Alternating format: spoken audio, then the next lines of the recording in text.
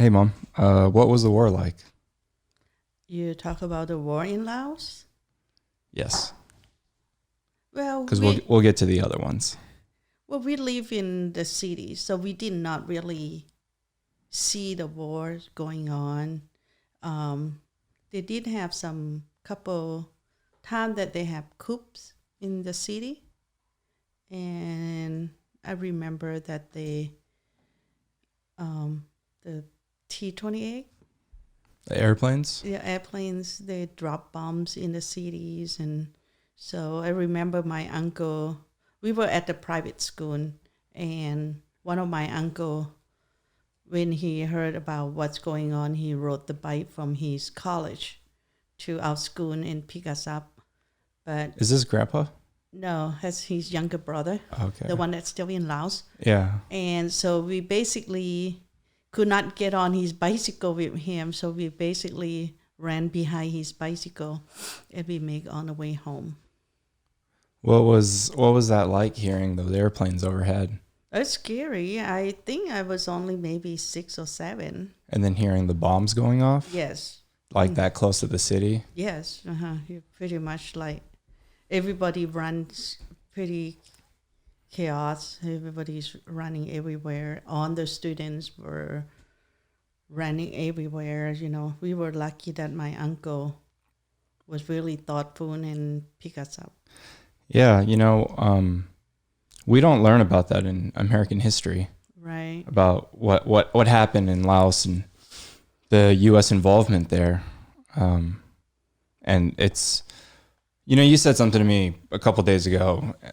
You said that you were sorry that, we were born with brown skin or something to that effect. And I should have told you this, but you shouldn't be sorry about that because the experiences that I've had from having a mother like you and a father who, both grew up in Laos during that time, during the 1960s when there was so much like political unrest. Because I feel like though, having your guys' shared experience through that kind of shaped the way that I've lived my life and the way that I feel about things. Well, the way that I said that a couple of days ago is because I was pretty angry of how what is going on in this country. Um, I feel that we all can change everything. We can advance ourselves, anything, but the only thing that we could not change is who we are, Yeah. and that apply to on races. The people in black. If they have a choice, they probably do not want to be black, but they are. We just have to learn how to accept the way they look. Yeah, one thing that you always taught me was it's okay to be different. And I feel like a lot of people today in this society, they just marginalize people because they are different, and not just based on the color of their skin, but who they choose to love or what gender they feel on the inside. And it's not the America that I thought I grew up in, because when I was a kid, you see everything in a different lens. Like the kids that we have today kind of running around, like the way that they see the world is completely different. And I feel so sorry for the way that they're going to have to look at what's going on today. I mean, between the quarantine and then now the protests, like I wonder, and I hope that it inspires them to fix the problems that we're creating. Well, I never tell you this. When I was at the refugee camp, and then when we decided to changing our plan to come to US instead of going to Australia, my father wrote me a letter and said he did not want me to come to US because of the way how they treat other people, skin types. And it was the letter was in 1980s, and now we are in the 2020, 40 years later.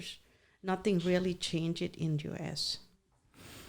I never met your father, my actual grandpa. He died before I was born. But what was he like? Well, my father was really smart, very well educated, very businessman. He look at things around the world. He understand.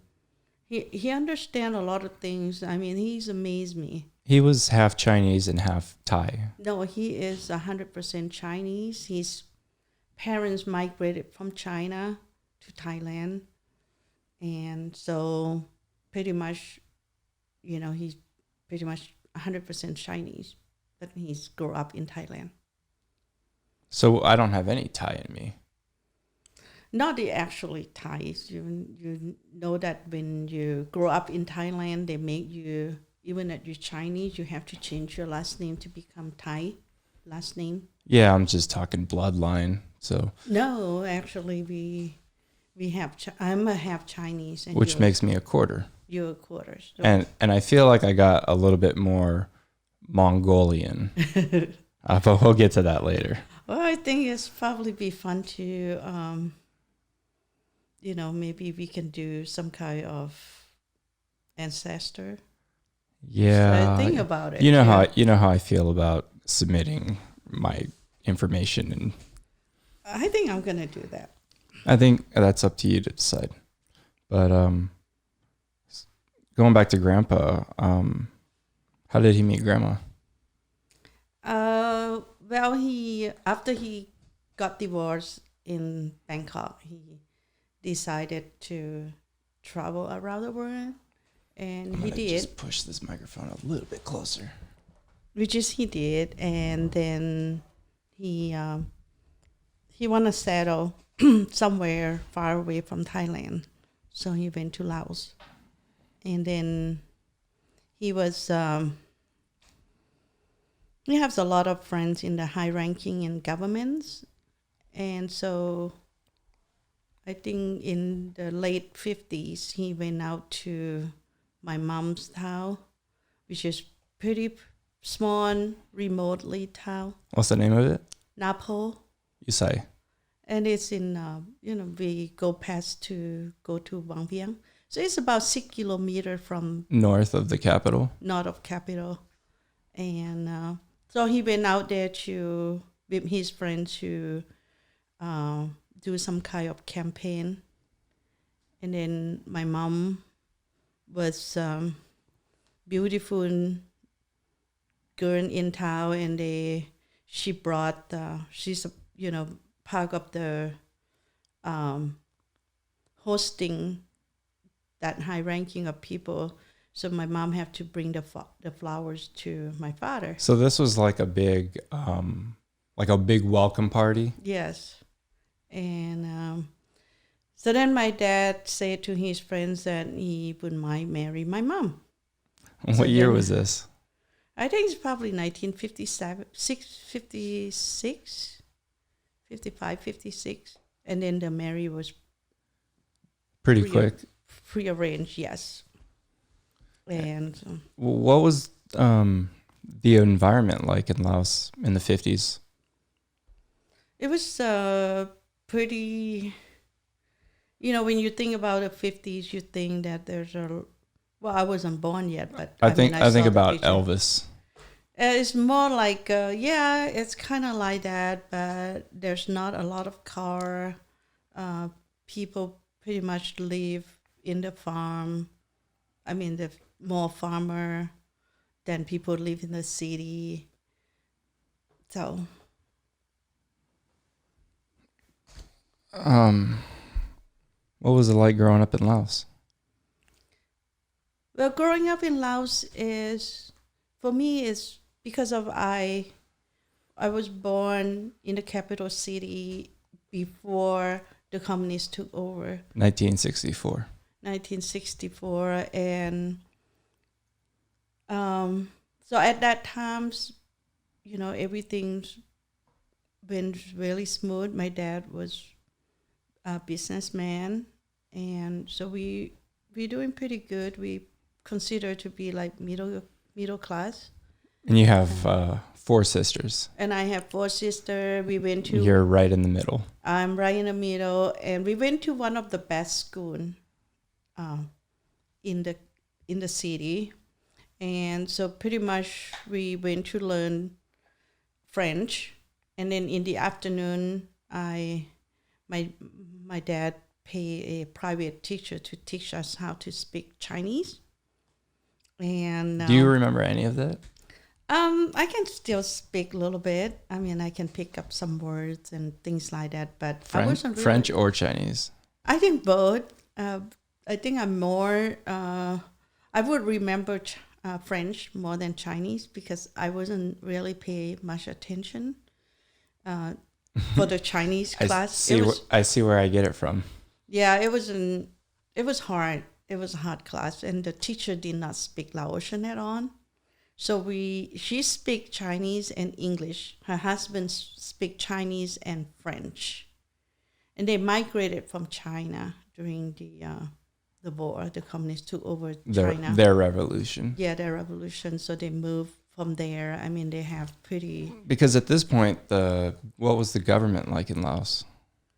It was just, It was like a democracy. We have prime minister. But it was in the war. I mean, because before that we had a royal family, right? Yeah, they still have royal family at that time. So it was maybe similar to what British is doing, which I don't really know much about, but they have a royal family and a prime minister. Right. Did the royal family have any influence over the prime minister? Well, they related at that time. So okay. I think they were cousins. So. What do you miss most about your childhood?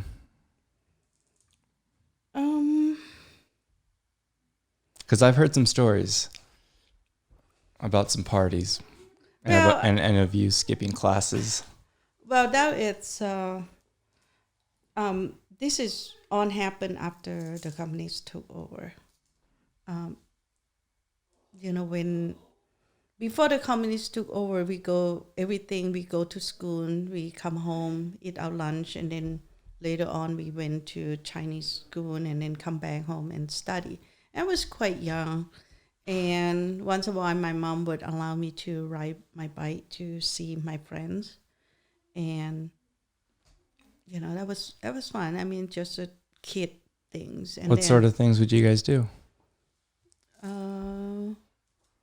Talk and listen to music and play, little. It seemed like a lot of people played, guitar or keyboard. Well, some of my friend does, but I was not really like any talents in music or anything. So, but. Did you know Dad at this point? No, I'm talking about. This is before the communists took over, but. After the communists took over, things really changed. What year was that? Communists took over in 1975, late 1975, around December. But they came in a little bit earlier than early year of 1975. Oh, so you're talking about when you were like 8. Yeah, 8, 9, 10, yeah. You would just go off on your own and ride your bike and go meet up with your friends? Yeah. Yeah, it was safe. It's just, small town. Everybody know everybody. And I remember. I mean, when we were growing up in Southeast Portland, me and the neighbors, we would ride our bikes around the neighborhood all the time. Right. And you had, you knew, like I knew to be home before you started to worry. Right. And we never had really a set time or anything. It was just like you and I have always had this weird connection, right? I don't know if it's weird. Maybe every mother and son have it. But you and I do have a weird connection where I think something and then you come and do it. Or, I don't know. Oh, mean right now? Yeah, that's... No, I'm saying like sometimes I'll think something like, hey, I need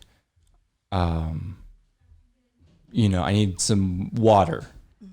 And then you'll come and get me some water or something. Yeah, that's pretty weird because a couple of days ago when you told me about the hair on the floor, I did not get your takes, but I just came to your rooms and started. Did you really? Yeah, that's exactly what I'm talking about. Yeah, and then I went out, after I put the vacuum away and I checked my phone, I said, oh, he texts me. That's weird. Did you? Yeah, see, and I thought you received the text, and that's why you were in there, sweeping up all the hair. No, there's some weird connection that you and I has. Yeah. For the viewers on YouTube, you might notice I have a shaved head now. The mullet no longer lives. But no, going back to growing up in Southeast Portland, when I would just go out and ride my bike, I knew just when to come back before you started to worry. And I hope I never worried you. Out. You always worry. I worry my kids, But back to after the communists took over, first we thought things supposed to be the way it's supposed to be good. My mom did not decided to stay in Laos. My dad leave to be in Bangkok because he knew that is not something he can live under the communists. He pretty much had to leave. He have to leave because he's never have Laotian citizen. Yeah. So he's pretty much his visa is expired and they won't extend, so he couldn't come.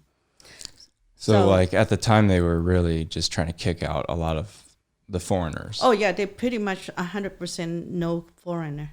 So on my French school have been was shut down right away, and they pretty much tear it down. And that's also including the humanitarians and the missionaries. Yeah, they closed the border, and so there were no. Laos used to be depend on food from Thailand, and now we have no food. So that was kind of. What year was this? Around 1976. That's when it started affecting us. So. That was after Vietnam. The U.S. pulled out of Vietnam. Correct, 1975. That's when they start pulling out from Vietnam, Cambodia, and Laos. That's pretty much when the region closed. Took over. Yes. Yeah. Yeah. So, we were pretty much, shortage in food and shortage in school supplies and all those stuff. So it was pretty hard. But I was a pretty good student. So I tried to study hard and get good grades. So I was one of the best students in school. But then, so it would be 9, 10, 11, 9, no, would be 7, 6, and 8 grades. So when I get to 9th grade, that is when I start arguing with the communist leader, asking them questions like, well, it's not fair to treat people this way, and why you say that we doing this and we supposed to get this and we don't. So we did not get treated properly. We did not get the portion of the food that they gave to us. And so I start questioning them just because it's unfair. And plus, I have a lot of friends that their parents are in the high ranking of the Communist Party. So a couple of them, their fathers were the Minister of the Justice Department or the State Department. So I kind of know a lot of their children because of they depend on my, I tutor them. Yeah. For schooling. And so I get to kind of go to their house, and then you see their life is so much different than my life.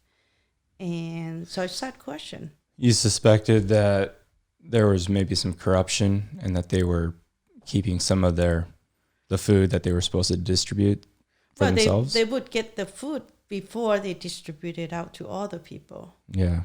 And then they would just pick and choose. Pick and choose, and then you just like, hey. There's actually a term for that in the Marines called rat. It's called rat fucking. Mm-hmm. And it's when to rat fuck a MRE is to open it up and pick out what you want and then leave the rest for everyone else.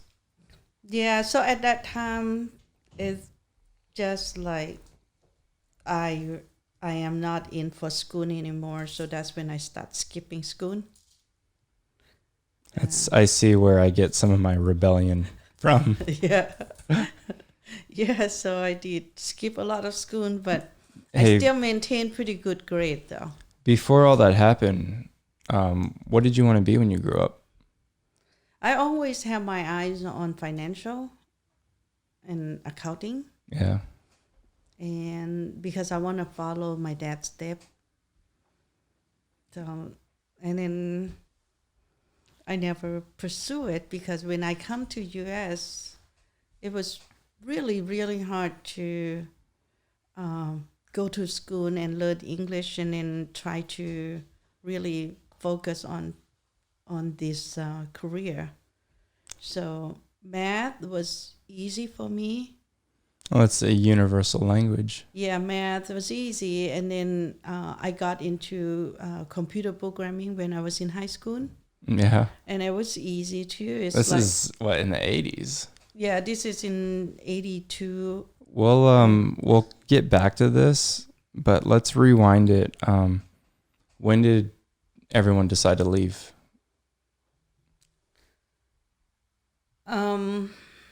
We start thinking about leaving. I think my older sister left in 1978. This is Pating. Pating, my older sister left after she finished high school. Hang on. Sorry about that. We were talking about Pating leaving. Yeah, Pating finished high school, and the communists say that she can go to medical school. And that's what she wanted to do. And she didn't get to go to medical school, and she didn't get to go to any school. Where did she go? She just had no name to go anywhere. So she decided that there's nothing for us here, so she escaped. Yeah, because at that point, like, I mean, what was the future like if you guys had stayed? Probably marry some rich guy. Yeah, that was the plan. Someone connected or something. Yeah, I mean, that's gotta be a really tough decision, you know, to leave everything that you know. So what was the plan? Well, she left, and then we know that we're gonna have to find a way to get out. So soon as Grandpa, which is, uncle. Had people started leaving yet? Oh, people start leaving in 1975. Yeah. So there were already refugee camps in Thailand. Yes, people start leaving in 1975, but there's a lot of us who still don't want to leave. I'm still young. I wasn't really thinking much about my futures until things start get worse for us. Yeah. What did you know about America at that point? Well, the only thing we know about America is that they came to our country, they bomb. That's what we learned during the communists. They make us hate America. What did you know about the American people? I don't know anything about them.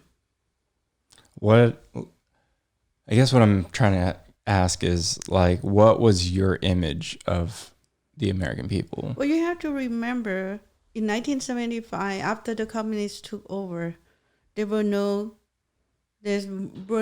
news about America, and by that time, I start become aware of situation. I couldn't even listen to news. There were no news. The news that we hear is everything is about the Soviet Union or China or communists. On the thing that we hear is just a bad thing about the America, and we couldn't even. There's no journalists. You don't know about the news from outside.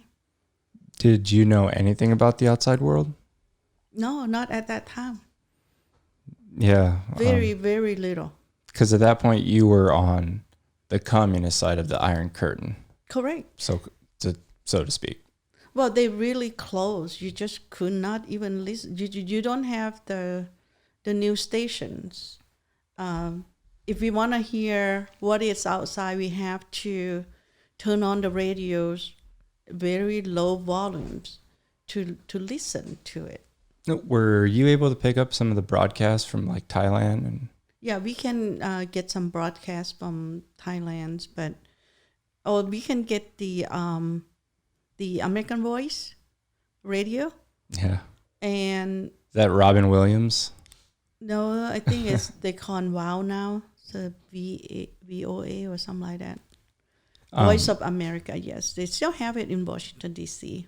Oh, yeah. Yeah, and we can listen to that, but you have to be careful because the Communist Army, they walk around your neighborhood. When they were looking for just FM radios? Yeah, they just looking for any activity of people doing something that's not supposed to.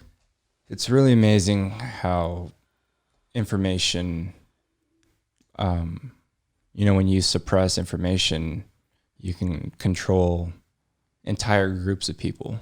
Correct. And it's weird because you see that today, how much just misinformation can be spread and how it just creates situations like we're experiencing right now this week. Right. It's I don't know. I there's just so many parallels that you can draw between the way that you grew up and just the times and what's happening right now, because history just always repeats itself and we just never, it seems like we never learn our lesson.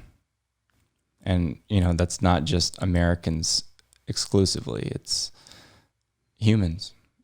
Just a society, civilization. It just seems like these are just the cycles that we go through. And I think that maybe that's the important thing to remember, is that they're just cycles, and tough times don't last, tough people do. But do you remember the night you guys left? Yes. August 12th, 1980.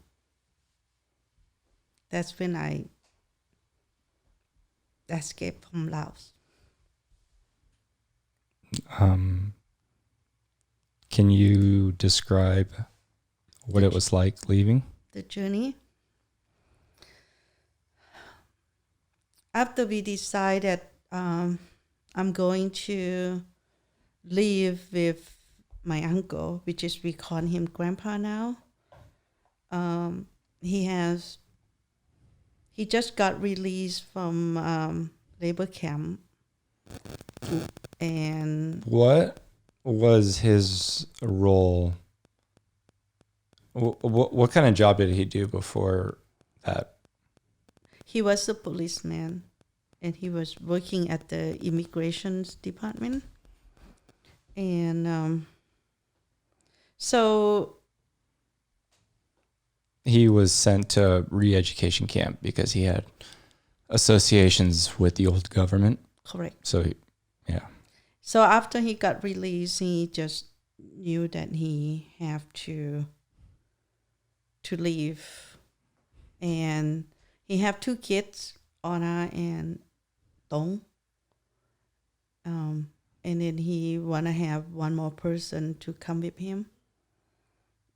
And so my mom said that, well, let Putini go with you because she's might be in a big trouble because she's not listened to the communists very well.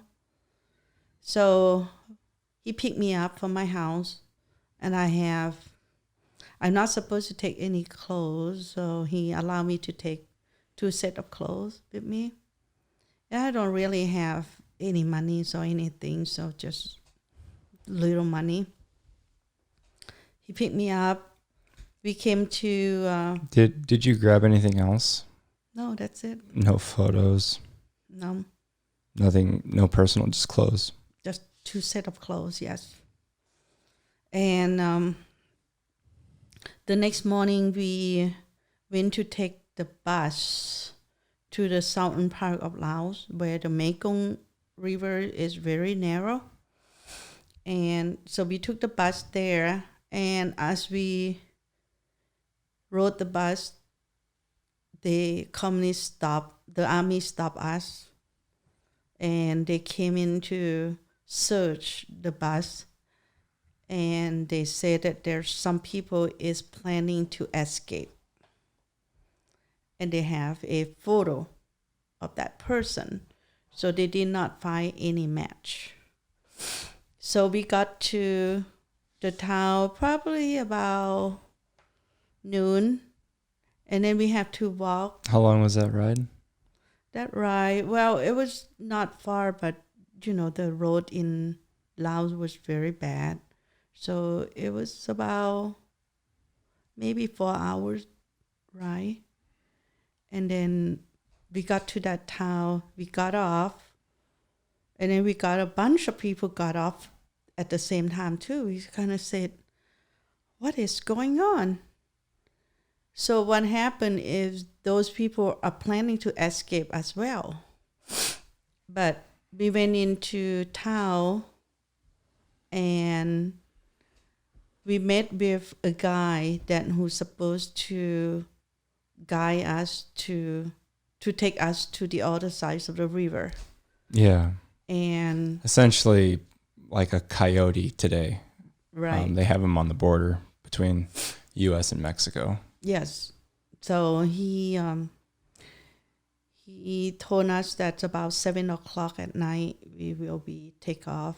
There was no moon, so it was pretty dark night. And then about 7:00 we got on the boat. And then we crossed the river. As soon as we get to the other side. And I'm just trying to describe the situation. It was you, Ithong, and Grandpa, my mom. and my mom. Yeah, we were on the very small boat. I mean, paddle boat.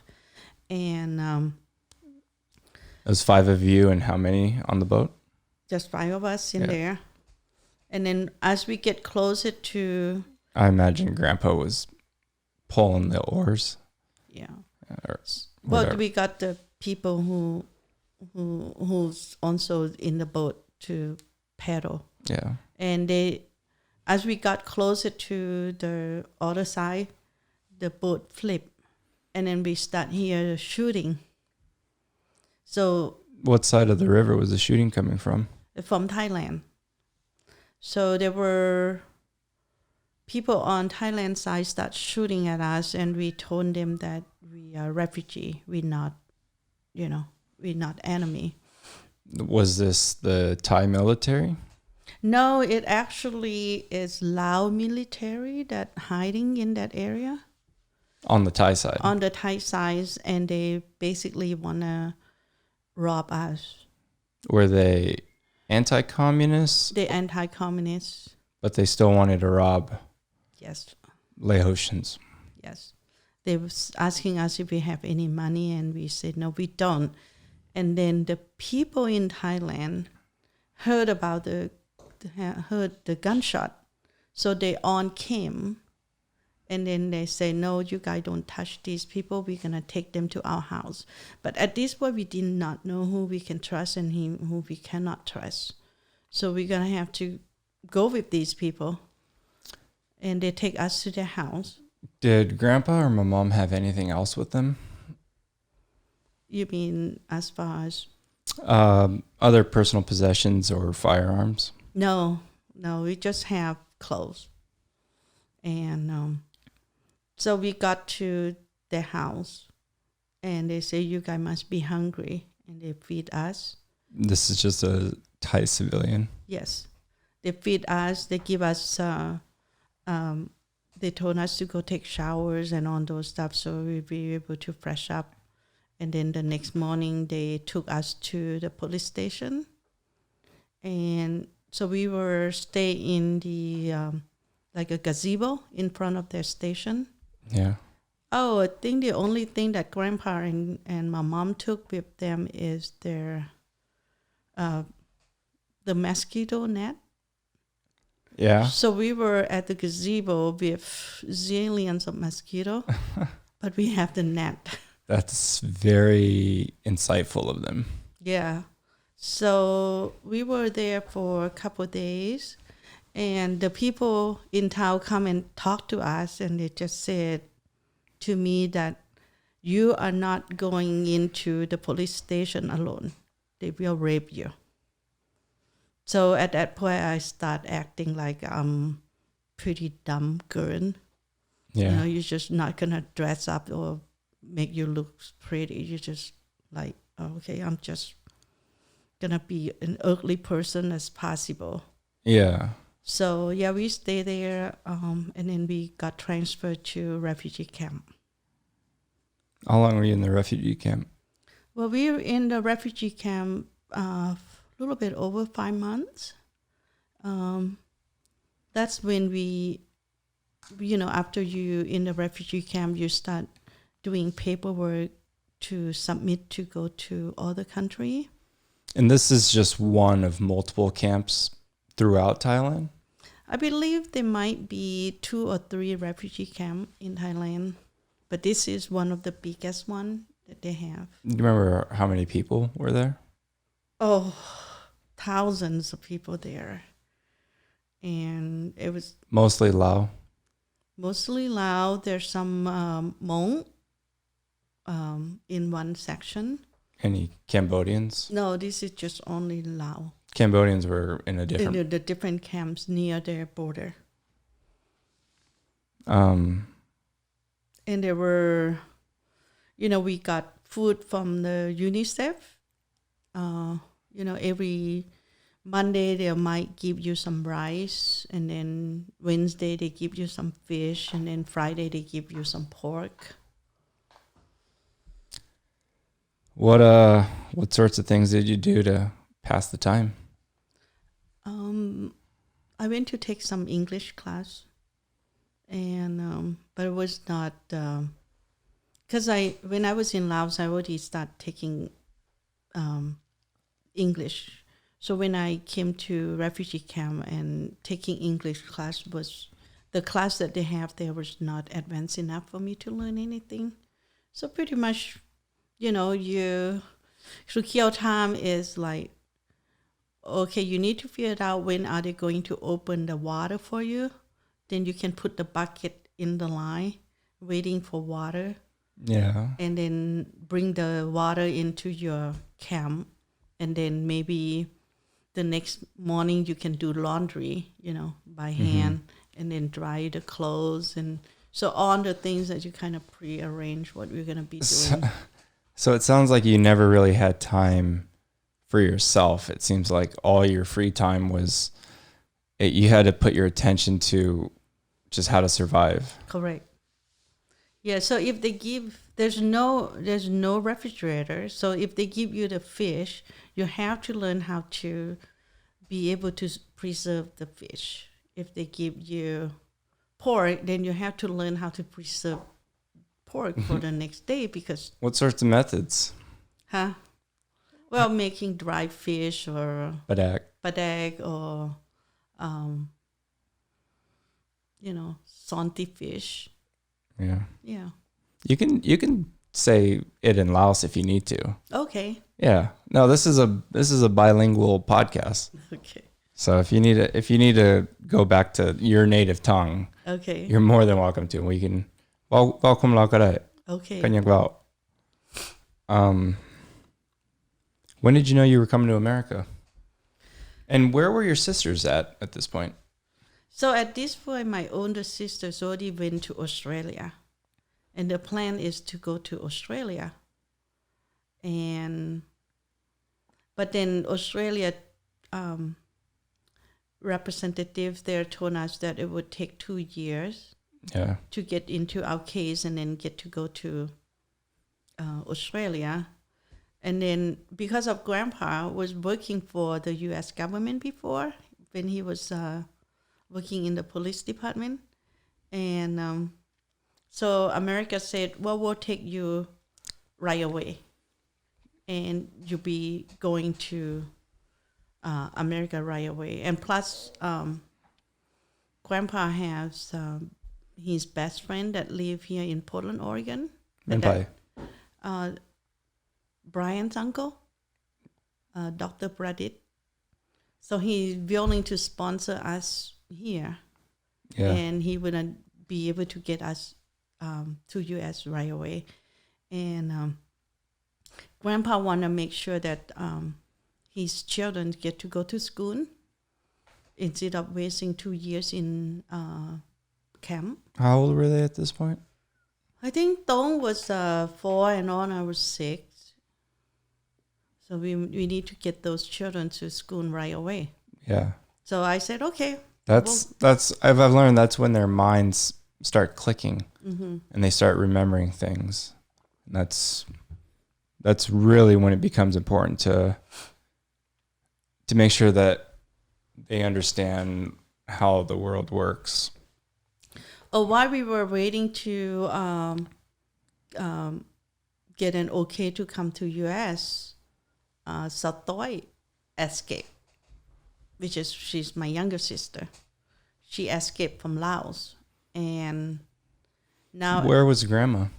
Grandma was still in Laos. Yeah. So at that time, there's Grandma and Satim and Patik still in Laos. And Satoy escaped. Satoy is... Okay, we're going to number you guys. Patik is number 1. No, Patik's number 2. Oh, you're right. Sorry, Pating is number 1. Correct. Patik is number 2. You're number 3. Satoy is number 4. And Satim is number 5. Correct. Yeah. That'll help keep things kind of in order. Right. So my younger sister, the number 4, escaped. And so now I don't know what to do because I'm in the process of come to U.S. and now she show up. We could not just get her in the paperwork together. So the decision is I stay with her and go to Australia and then jeopardize Grandpa file to come to U.S. Or I go along with Grandpa and then have Satoy go to Australia. So it was a hard decision. So I came to U.S. Because were you pretty close with your sisters? Yeah, we are very close, yeah. When did Grandma and number 2 and number 5 decide to come? That is in the late 80s. After I came to U.S. and then Satoy went to Australia. What year did Satoy go to Australia? I think she go to Australia probably 1981. And then I don't remember what years. I think in 1985 when they allow Australia allow the children to sponsor their parents from Laos to visit. So both my sisters sponsor my mom to go there. So she did not escape. So as soon as Grandma make it to Australia, the number 2 and the number 5 escaped. And did you know Dad at this point or no? When I was in the refugee camp, I met your dad. Yeah. He was my cousin. Well, my cousin was at the refugee camp with us too. So my cousin and your dad, they are best friends. Yeah. So that's how I know your dad. What was he doing at the time? Was he with his family or? He was with his family. Yeah, he was with his own family. Yeah. Yes. And actually, I did not tell you this when I escaped. Your grandpa, your dad's father, also on that same bus with us. Oh, wow. Yeah, he was in the same bus with us, and You knew that at the time? No, I did not know him. Wow. He was in the same bus with us, and we went through all these paperwork together. Yeah. Wow. Did you know that Dad was coming to America at the time? Yeah. Because the rumor that I heard while I was in Australia is, and I heard this from your sisters, is that you left for America because you had a little crush on Dad. That was not true. That's what they say. That was not true. Hey, that's not, I'm just relaying the message. That's what your sisters told me just last year. Oh, no, that's not true. I have so many boyfriends. That's not, I don't want to talk about it on my podcast. What was it like coming to America? I think it's very nervous. Well, the expression is fresh off the boat, but you didn't come by boat, did you? To U.S.? Yeah. No, we after we left the refugee camp in Nong Khai, they took us to Bangkok, and then we stayed at the refugee camp there for 10 days, and then my dad come to see me there, and that was the last time I saw my dad. And we take the plane to U.S. And we actually landed in. What was Grandpa doing at the time? My dad. Yeah. He was. He's a businessman, so he's pretty much doing contracting work or trying to find contracting work out there. But he was pretty old. So he pretty much. Was he still supporting Grandma and you guys or you girls at all at that point? He did. For me, it was easy for him to send us money to refugee camp. Yeah. It was not easy for him to send money to Laos. He tried his best. My dad I believe he was not in good shape. I think he have a health problem.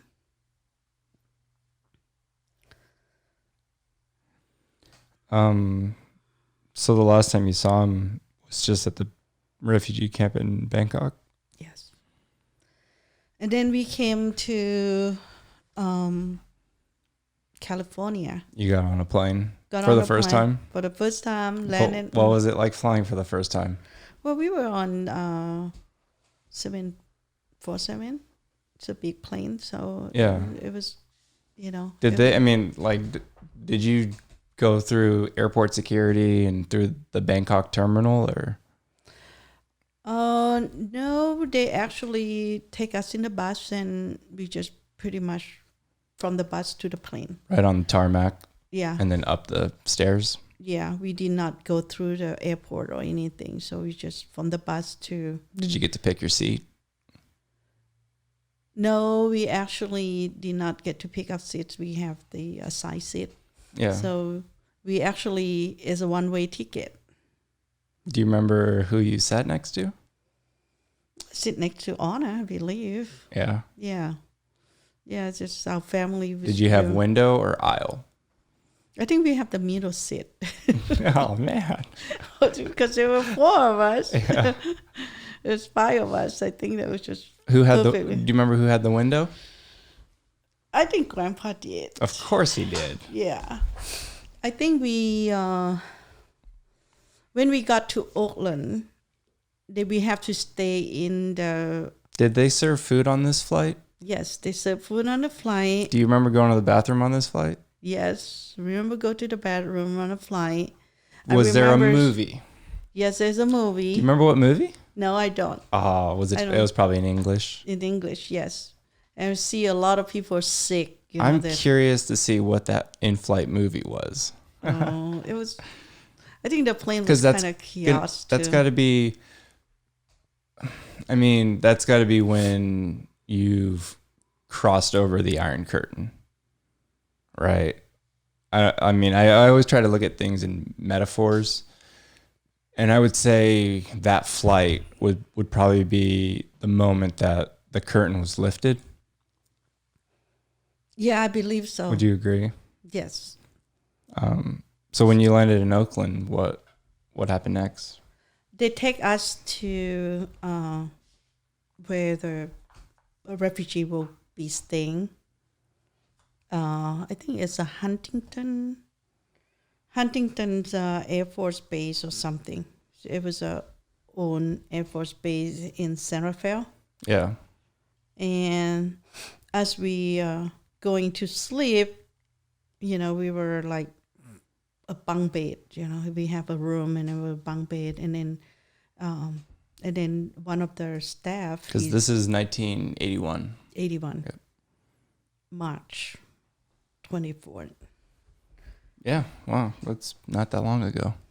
The anniversary. Yes, and so as we were preparing to sleep, after we receive a jacket and, a package with backpacks and all those stuff, we prepare to sleep because the next morning we'll have to take a flight to Portland.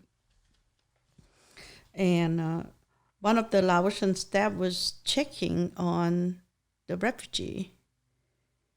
And he was Grandpa's best friend. Yeah. Yeah, he said, "What you doing here?" So then he took us to San Francisco. He said, "Well, you're not going to stay here. We'll take you to my house in San Francisco." That was a little small, dinky apartment. I shouldn't be staying at the camp, Yeah. Yeah, and he took us to see the ocean. That was the first time I see the ocean, too. Right, because a lot of people don't know this, but Laos is landlocked. Yes. What was that like, seeing the ocean for the first time? It's just amazing with wave. I was just like, what are those white things? Yeah. They say it's a wave. I said, wow, what a beautiful, Did you go into it? No, we were just, not on the beach. We were just like someplace for sightseeing. Yeah. And then we have to rush back to the camp so we can come to Portland. Yeah, that's interesting because, I don't know, I have this really deep connection to the ocean. Growing up, I would boogie board, surf, skimboard, just swim. And then, recently got into scuba diving. And, as we get into the story, we'll get into, my accident and breaking my neck in the ocean. Right. So I have this huge connection to the ocean. You do. I mean, Coming from parents who grew up in a landlocked country. Right. What was it like growing up in America? Because eventually you made your way to Portland. Yes, we make our way to Portland, and my uncle best friend, Dr. Pradit, already rent an apartment for us. It's on 124th and 124th and Gleason. Yeah. Right next to the sheriff. Southeast. No, northeast. Oh, Gleason is north. Yeah, you're right. Sorry. So northeast Gleason. So it's right next to the Multnomah County Sheriff Department. Mm-hmm. And so we live in the 2-bedroom apartment there. And the community, were there a lot of Laotians in that community? Not quite a lot, but there's quite a few. Yes, and we we actually know some people, before we, when we live there in that apartment, there's already have like 4 or 5 family that live in that complex. Who were your other neighbors? Dr. Pradit's brother and sister, so they live right above us. And then the Jantakun's, Michael Jantakun's aunt, live there. And then there's another Jantakun cousin that live there. So they're like four of us that live there. Yeah. Who, what was the neighborhood like? Primarily white or? They're white. Yeah. They're on white. Working class? Not really. I think there's some people just, they're not really working. Yeah, very low income area. Yeah. Yes. How were you received, or how were Laotians received? I think they were looking at us really strange because they probably don't know a lot of us. And I went to register to school. So David Douglas High School. Yeah. How old were you at the time? 1981. So that would make me to be, 1964 to 81. 17. And they put me in 10th grade. Yeah. They kind of extend that out a little bit because of, they're going to have a group of people coming in here a little bit older, and they want to put you in school. Mm-hmm. So the first day of school... So you pretty much skipped 9th grade. No, I actually have 9th grade and 10th grades and 11th grade in Laos. Oh, okay. So I only have one more year before I finish high school. Yeah. We're on the advanced class. So you went to high school for 7 years? I don't know how many years. I forgot to count it. I never counted. I just go to school. You just went to school. Uh-huh. What was it like going to an English school, an American school? Well, it was hard. Because I would imagine, you've got like sports and the different clubs. Yes. The first day was hard because I was supposed to take the school bus to school. Do you remember what you were wearing? Just the regular clothes that I have it from refugee camp. Don't have money to buy any clothes, so I just have... What kind of like jeans or? It's kind of jeans, pants, and top, like regular top. Did you have a backpack? I have a backpack that we picked that up from Goodwill. Yeah. Or maybe Kmart. The first day I supposed to take school bus to school, but nobody ever tell me what the school bus looked like. So I saw the public bus came by. Yeah. I thought that I supposed to get on that bus, or should I wait for the other one? So I did not really don't know what to get on the bus. Yeah. So I came back to the apartments, and Grandpa said, "Why are you not in school?" So I think I missed my bus. He said, "Well, why don't you just walk back to school? You're not supposed to be skip school, Yeah.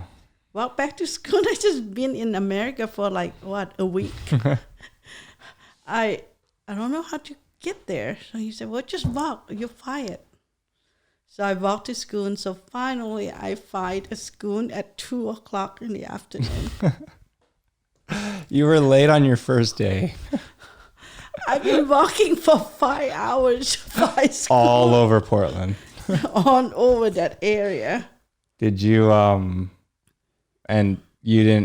did you stop to ask anyone, or? I couldn't ask anyone. I don't speak English. Yeah. So I find a school by myself. And then everybody was just like, oh, school's just over. I said, okay, you can show me what am I supposed to take home. Yeah. So then, Because did you talk to any like administration? yeah, I went to the administration because they don't know what to do with me. So at that time they have Laotian lady that worked there. Yeah. And so I told her that I don't know what bus, I don't know how to take the bus. So someone have to show me how to get on the bus to go back home. Yeah. And then now I know what bus I supposed to be take to come to school the next morning. Yeah. So then the next morning I went to school, and so they test you. They want to know what class they're gonna put you. And I tell you, I don't know how to do math. I don't even know how to do adding and subtraction during that assessment. So they put me in like probably basic math. Yeah. And then ESL class and all those stuff. So this is like April already. So after I went to math class for a couple of days, and I just like, what you guys doing? What am I doing in here? When did you meet Gloria? I didn't meet her until the following year. Yeah. I think she worked there already, but I was not in her class. I was in a different class, and yeah, she already worked there. She's a really sweet person. You gotta come sit closer because you're just off camera. Good. You can scoot up a little. You're perfect. Sorry to interrupt. So yeah, she was a good teacher there. How old do you think she was at the time? How old was she? Yeah. Was she one of the older teachers or one of the younger teachers? She's one of the youngest teachers, so she's probably in the 30. Yeah. And she already have master degrees in French. Yeah. So at that time when I talked to her, she knew right away that I speak French. Yeah. And so, and then learning English was not that hard to read and everything's because, I already know some English. Do you remember what it was like going to the cafeteria for the first time? Yeah, they give me the free lunch coupon thing. Yeah. And so, yeah, we get free lunch, and all the Laotian people help me, get this and get that. And What were they serving? Sometimes they serve you hamburger. Is that your first time having a hamburger? Yeah, did not like it. Ketchup, you don't like it. Spaghetti, you don't like it, Yeah. It's not really anything that you really like lunch menu add on. Yeah, but you would eat it anyways? Oh, yeah, because, that's what you have. Yeah. But then when you go home, you would have Lao food. Yeah, we wouldn't have Lao food, sticky rice and all those stuff. Was Grandpa working at the time? I think he did. Well, no, at that time he didn't. He go to training school. And my mom also go to training school. We were on welfare. Yeah. So I think you almost would have to be, right? Right. So, lucky that there's a welfare system. So we were on welfare for maybe 6 months. Yeah.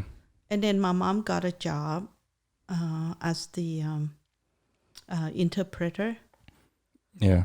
And Grandpa got a job. I don't know, he worked in factory somewhere. $3.35, something like that. Yeah. And then we went to, that summer we went pick berries. We just go pick berry and make money. and save enough to buy a car. Was that with other Laotians? Yeah. Yeah. There were school bus to pick us up. Did you ever work with like any Mexicans when you were on the farms? At that time, there were no Mexicans who work in the farm, so it's only Laotians. Yeah. That Vietnamese, Cambodians. Yeah, but we were in our Laotian group. Yeah. There's a school bus that pick you up, and then you just go, and you make about maybe $10 to $12 a day. Yeah, there's migrant workers even today. Just people that travel in groups, and all they do is just follow the seasons and go to where the work is needed. Yeah, and it's an essential part of our society. Yeah, we pick berry, we pick strawberry, blueberry, raspberry. Yeah. Pickle. That was a hard one. One big bucket, the Home Depot bucket, is $1. And how long would that take you to fill? I would make only $10 whole day. The whole day? Yeah. How long? How many hours? Probably about 8 hours. Yeah. How early? From 5 o'clock. Yeah.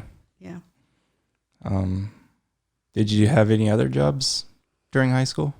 Yeah, if you would work for a farm, they have a programs called, I don't remember what they call, but farmer program. They like a FFL?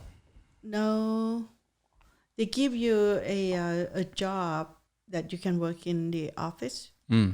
Yeah, so after I picked berry, and then I was qualified for this program. I was working for Red Cross. Yeah. I went to work for Red Cross. Take people to the seats and give them their labels, and then take them out from their seats and then give them cookies and milk. Yeah. When did you start thinking about what you wanted to be when you grew up?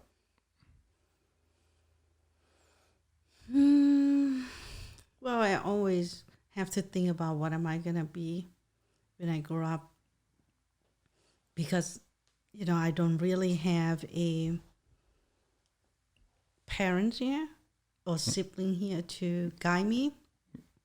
So I always have to think about what am I going to be doing. Yeah. Because at this point, I would imagine grandma and all other 4 sisters were already in Australia. They came to Australia, I think probably 1985 or 86. How often did you talk to them? Oh, I get to talk to them. It was very expensive to talk to them. So I get to talk to them maybe once a month. That would cost... why couldn't you just Skype with them? Well, they didn't know Skype. The only phone, and it's very expensive. It's about $1 per minute. Yeah. So, with all the money that I make, I pay for my phone. Yeah. Did you guys ever write letters or anything? Not often. No. Yeah. We did, a little bit, but not much. Did you ever keep any of those? Well, the letter that I got from my dad. Yeah. Because my dad was still alive when I got here. Mm-hmm. And so I got here in late March, and my dad passed away in September. And during those times, we wrote letters. And I kept every single letter that he wrote me. Do you still have them? I still have them. Do you know where they are? Yes. Are they safe? Yeah, they're in my office because I read his letter often. We have that safe that you're more than welcome to put it in, because I kept all the letters that I got for when I was in boot camp. Mm-hmm. Yeah, I still have all those letters. Oh, okay. Yeah, those things are important to me. What other jobs did you do? Well, I worked at Red Cross, and then I worked at Burger King. Yeah. Yeah. What'd you do at Burger King? I I I was the one that who insert the buns and the meat into their Yeah. grill. Did you work with other Laotians? There were Laotian there, yes, Yeah. but they've been here a couple years before me, Yeah. so I did not really speak English. So I kind of, you know how the Burger King work. They order like if they say Whopper Junior, then you enter the small patties and the small bun, Yeah. and that was my job, supposed to put that in there, and I did not speak English, so I always screw up. That was a really stressful job. How long did you work there? I think I worked there at least 6-7 months. And Wow. I only get like maybe 6 hours to 10 hours a week. What was minimum wage back then? $3.35. Yeah. And you know how long it take me to go to work? That Burger King is still open there. It's on 205 and Call them out. 102nd. Yeah. And we live on 124 in Cleveland. So I have to take the bus on the way to downtown Portland Yeah. and take the bus on the way back to 102nd. You didn't have a bike at this time? No bike. Couldn't No. afford it? Well, it was cold to ride bike, Yeah. and raining in Portland, so you cannot really. Yeah, what was that like? Because, I mean, you grew up in a tropical country, Uh-huh. and then you come here where it's a temperate rainforest. Yeah, it was cold. I did not know that. I think one day I washed my hair, and it was still wet, Yeah. and it was cold April. I went out and wait for school bus. It was cold, Yeah. and I touched my hair, and my hair was frozen. What was your first winter like?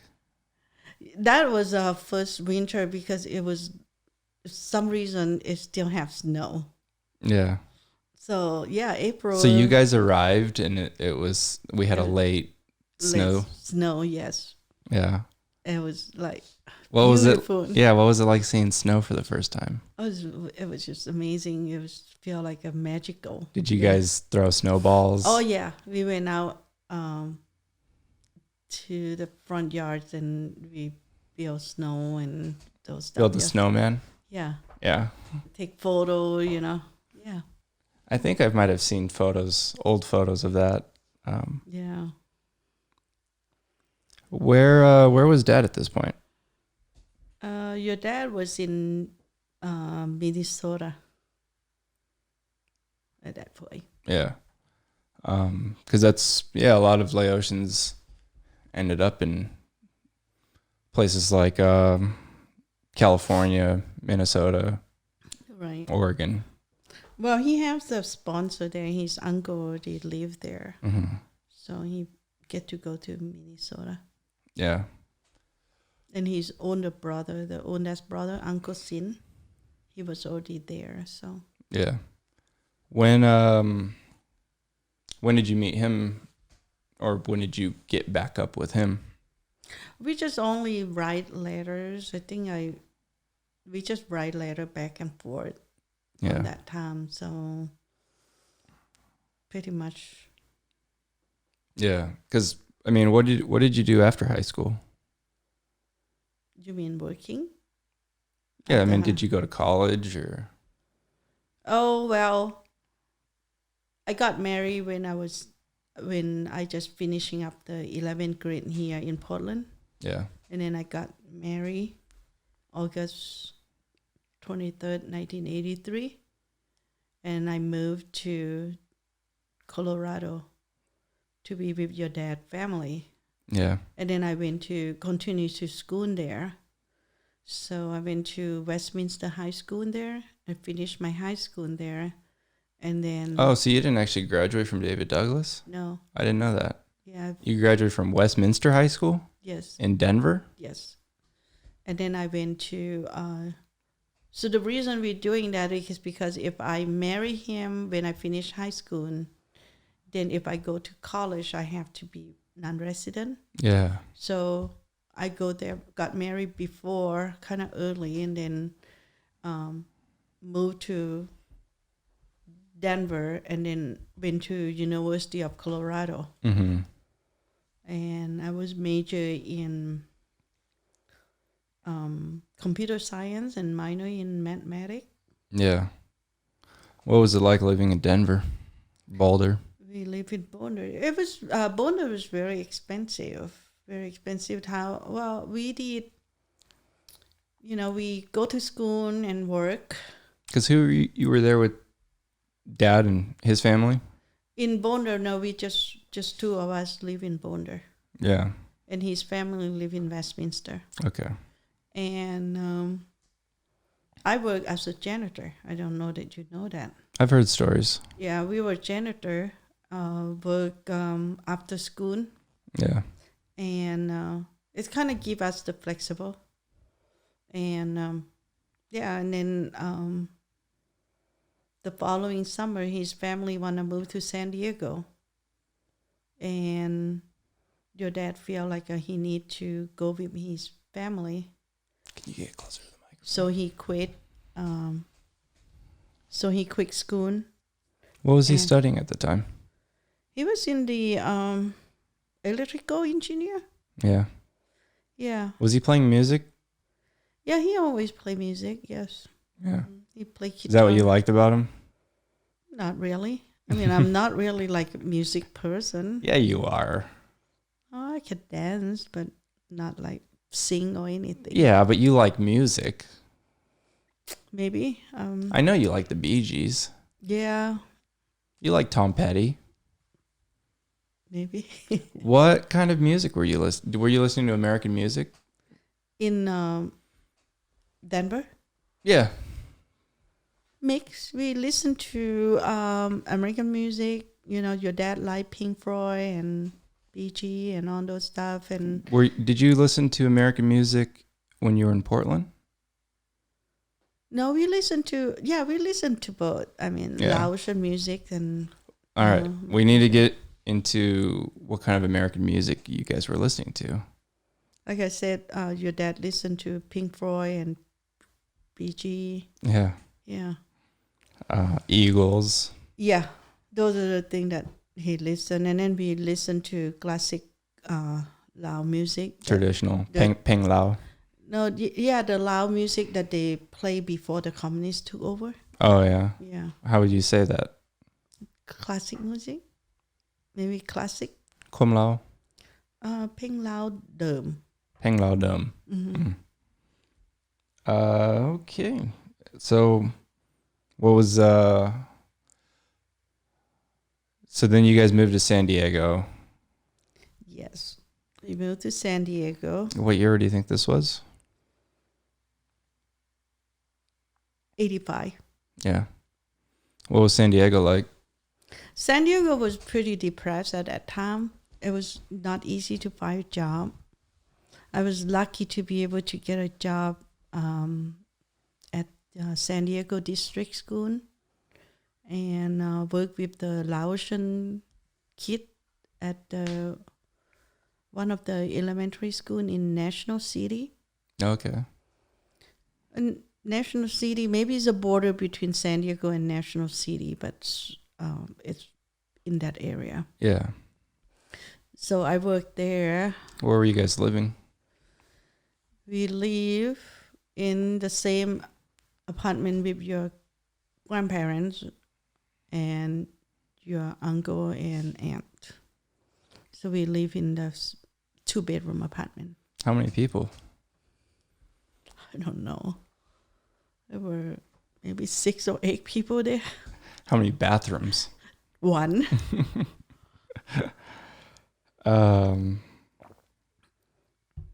No, short period, and then we move out. That's how we move out, and then be a roommate with Patson and Ebe. Yeah. So yeah, we rent a condo, a 2-bedroom, 2-bath condo right in front of the Shop Hospital where you were born. Oh, yeah? Yeah, so we rent the 2-bedroom apartment there. And I still working at the school. And I also, after school, I went to take another full-time job as the packaging assembly Yeah. for a pharmacy company. And that's $3.35 per hour, 8 hours. Was that enough back then? It's just enough to pay rent. Yeah. And, we didn't even have a nice cars or anything. What kind of car? I think we have a 1977 Toyota Camry or something. Yeah. Yeah. Did it run good? It just run fine. It have no air conditions or anything. In San Diego? In San Diego, Yeah. yes. So we were not like up there. But then... If you were able to save some money, what would you kind of spend that on? In San Diego? Yeah. Maybe move it to a nicer place, Yeah. live. Did you guys ever go eat out at like restaurants or anything? Yeah, we do. Very, very seldom to go to dim sum. Oh, yeah. Yeah, dim sum or Chinese food. Did you ever go to like Red Robin's or? No, Red Robin. I don't think that Red Robin ever have it then. Did you ever go to like, American food? yeah, No, whatever it was back then? I don't know. Denny's, IHOP. no, Yeah. no. So you never had like waffles or pancakes? Not from there. Yeah, I have pancake from McDonald's. Yeah. Or Burger King. Burger King, yes. Yeah. Because I would imagine you would eat some of the food at Burger King. Yes. Yeah. What did you have any other jobs while you were in San Diego? We have those. I have 2 jobs already, so it was already Yeah. a lot of work. How old were you when you got pregnant with me? Well, you were born 1987, so what's 30? What? I was 30. You were born in 1964. 64, and you were born 1987. Yeah, you're the math wizard. I'm the dumb one, remember? I could not do math right now. What was that? That would be 1964, 20. 25? Come on. I don't know. You're 23. Okay. No, it has to be older than that. No, 1964. To 86. 87. Okay, 87. 74, 84. Oh, okay. Yeah. 23. Yeah. Okay. 30. What? Were you ready to be a mother? Well, telling you the truth, I don't think if you ask every mother, they probably say no. But when they got pregnant, they just have to go along with it. Yeah. You can be, not like some rich people maybe just could not have children, so they can just say that I'm so ready to be mother. But, you're so busy in your life, and then you get pregnant. You're just like, okay, I'm pregnant. So, yeah, you're just going to have to make it work. Did you guys, when did you find out that you were having a son? Probably 2 months after that. 2 months after I was born? No, 2 months after I got pregnant. So Were you excited? I was pretty happy. Yeah. Yeah, and then they say, you're going to be a boy. So. Why'd you guys decide to name me Timothy? Well, my family's nicknames are on start with T. Yeah. So that's why, when I'm looking for something with T. Yeah. So Timothy's. How did that come up though? I think your dad do a lot of reading. Yeah. You know, at that time there was no research. You know, you don't have computers. You didn't have Google? There's no Google or anything. You can just plug it in on your iPhone or ask Siri? No. No, the rumor that I heard was that it was after Timothy B. Schmidt of the Eagles. But that's probably that too. Yeah. Yeah. So August 30th, 1987. Yes. It was a Sunday. Yeah, it was Sunday. So What time was I born? Oh, Was it in the morning or in the evening? I don't remember that. Were you drunk? It's been 30-something years. It's been exactly 32 years. Do you remember what it was like though? I think it was 9 o'clock in the morning. Yeah. Did you go to the hospital? I was in the hospital for 48 hours. Already before that? Yes. Yeah. Where was Dad? Huh? Where was Dad on August 30th? He was at the hospital, I believe. Yeah, we have to be in the hospital. Yeah. And I think I was in the hospital on Friday. What was it like seeing me for the first time? The cutest baby I ever seen. That's what they all say. That's what they all say. No. Didn't I come out all orange and fucked up? It was, I was in the labor for 48 hours. I'm a stubborn guy. So, yes. So it was not fun to be there for 48 hours. And I'm so happy that you come out and healthy and have everything, nothing deforms or anything. And then you have jaundice. Yeah. And they say they have to keep you in a hospital for another 10 days.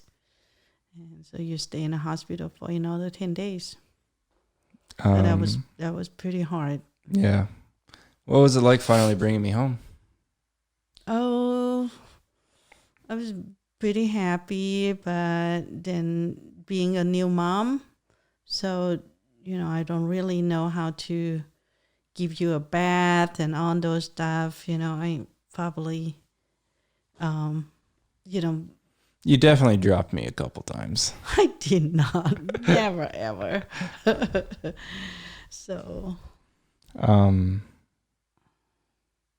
My next question was going to be, did you, what dreams did you have for me? Like, what did you see me growing up to be? You mean to be? Yeah.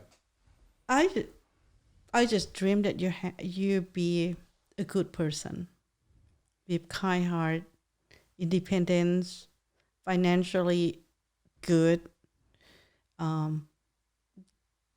That's what I always want my kid to be. They have a good education is a blessing. But I always want my children to understand life. Understand how to budget their money. Because if you don't know how to budget your money, you're going to be in trouble, regardless of the amount of you make or you don't make. Yeah. And be a good person, contribute to the society. I think one important lesson that you taught me is how to manage my money, regardless of income, because I feel like we've moved through a lot of different phases of our lives and different stages where we've had no money before and we were fine. And then we had a little bit of money and we were fine. And now I feel like we're in a position in life where we're comfortable and we're fine. But if it ever reverts back to having no money, I think we'll be fine. Yeah, I think money is not everything. Money is making things convenient. But if we know how to managing it, and if we know how to invest, then you don't have to work hard. Yeah. I think we know how to survive.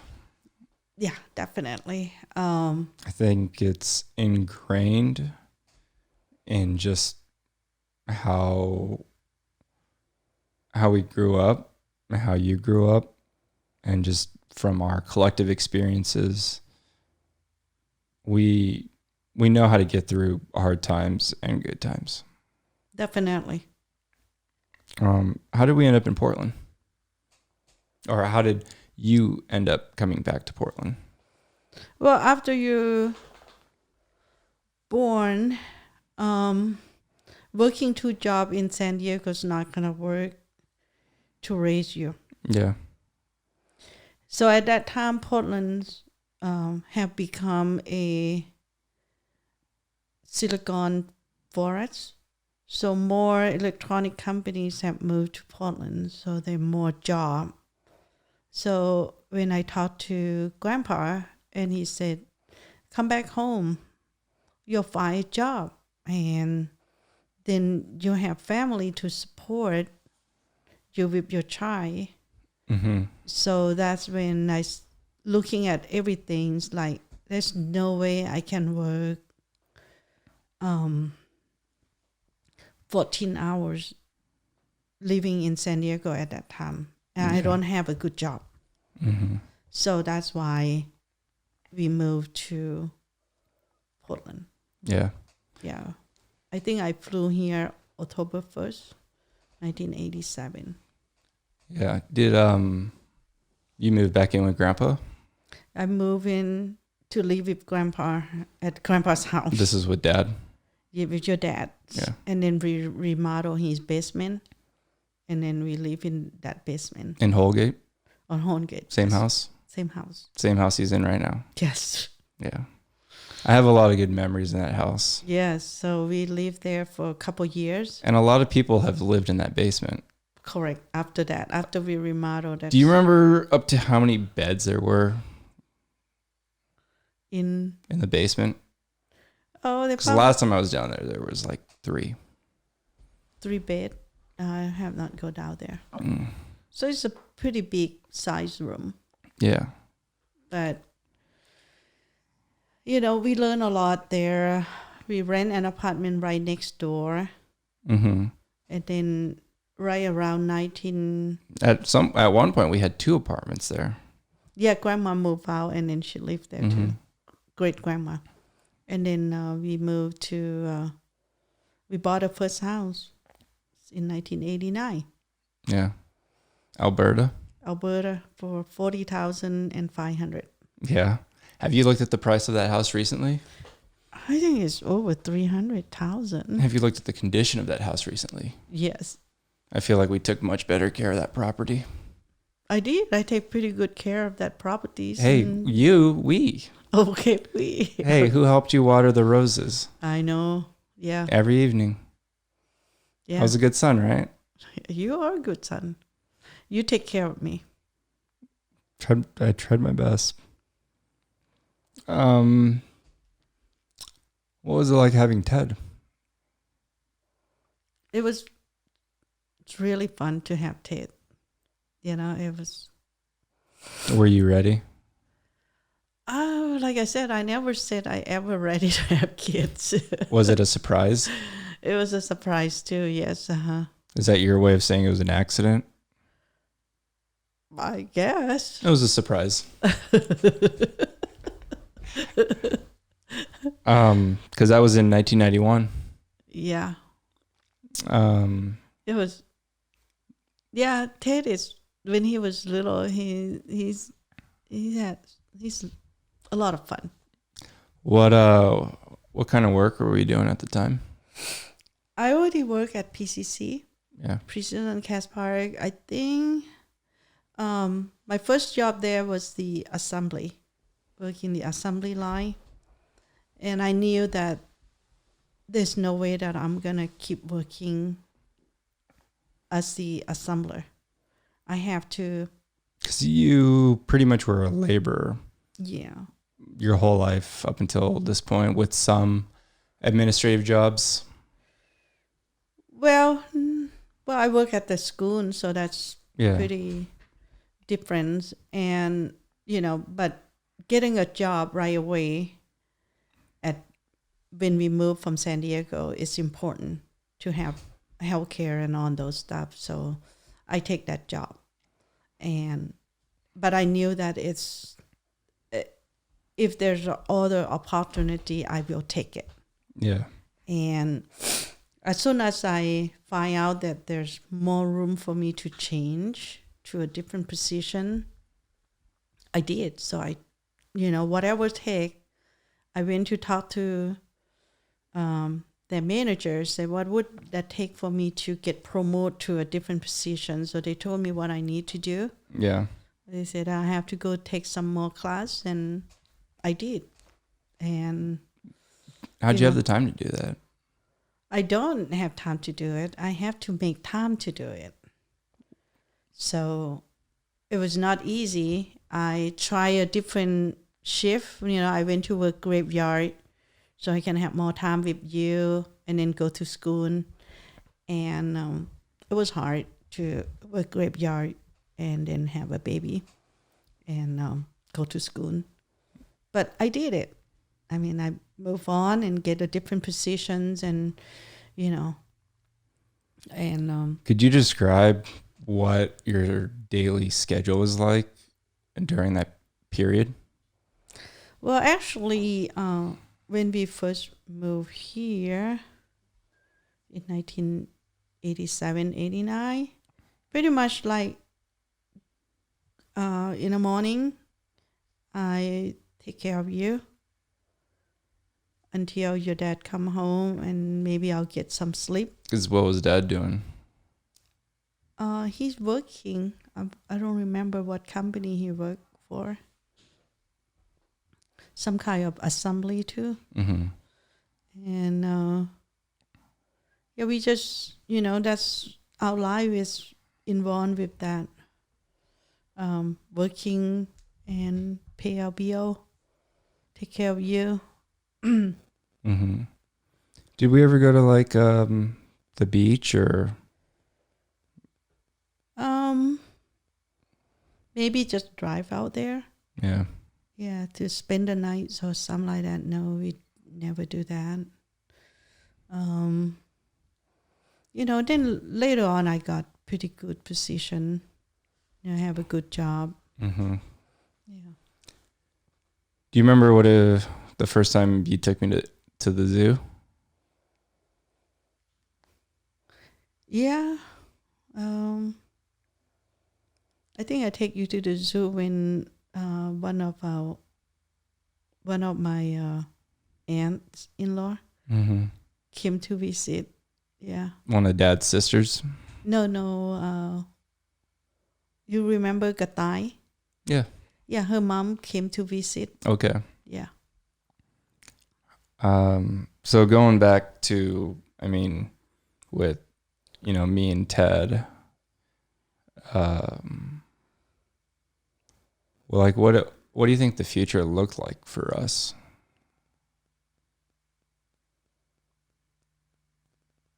You mean like, what do I see you guys doing when you... Yeah. I never imagined that far. Mm-hmm. At that point, my job was to raise you guys, give you guys a safe environment, teach you whatever I can teach you to become a good person. So for you, I knew that you were so good with Lego and building things. So I kind of want to guide you towards like in mechanical Mm-hmm. because you were so good with your hands, your imagination. So that's, you know, and you are very good with math. So for Ted, I don't know. he was he was just like, as a kid, he just loved to play games. Ted was going to be a professional monkey. Yeah.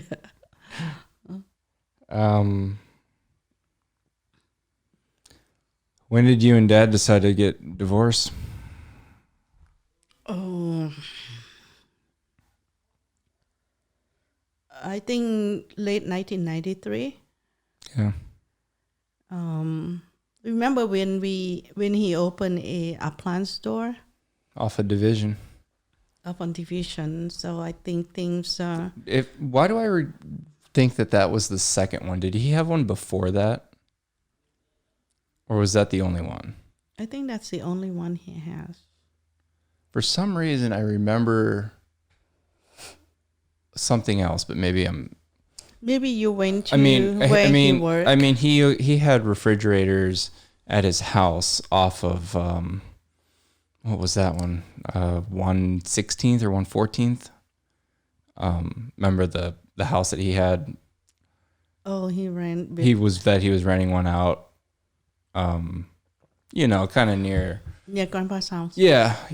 Not too. Well, I think it was 116th or 114th, but yeah, he was renting that house. But I mean, the backyard would be full of old appliances. Right. But I remember the shop off Division because he had that yard full of old appliances, and I would go run around and climb and Yes.